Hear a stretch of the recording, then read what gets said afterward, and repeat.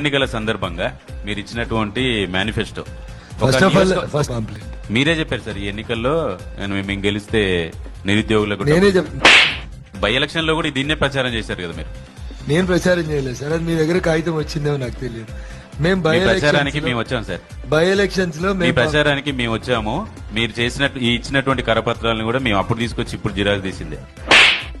నేను ఎన్నికల ప్రచారం మీకు గుర్తుంటది, మీరు పూజా కార్యక్రమాలు చేసి అక్కడ ప్రచారం చేశారు, అక్కడ మేము ఇంటర్వ్యూ చేసాం, ఆ సందర్భంగా ఇచ్చినాం. ఆ పాంప్లెట్ లో కూడా దుబ్బాక ఉప ఎన్నికలకు సంబంధించిన మేనిఫెస్టోనే ఉంది. మరి ఇంకా మీకు తెలియకుండా మీ నియోజకవర్గంలో బై ఎలక్షన్ మీకు ఇంకోటి గుర్తు చేస్తాం సార్, 2020కి నేనే మేనిఫెస్టో కొట్టించలేదు. మీకు ఇంకోటి గుర్తు చేస్తాం, అసెంబ్లీలో కేటీఆర్ కూడా ఇదే ప్రస్తావన తీసుకొచ్చారు. అప్పుడు అంటే దుబ్బాక ఉప ఎన్నికలో నన్ను గెలిపిస్తే కేంద్రం నుంచి నిధులు తీసుకొచ్చి దుబ్బాకని డెవలప్ చేస్తా అన్నారు సార్. దుబ్బాక మున్సిపాలిటీకి 100 కోట్లు తెస్తామన్నారు కదా, దాని గురించి అడుగుతున్నారు సార్. కేంద్రం నుంచి అసలు నిధులే తెస్తా అని చెప్పలేదు.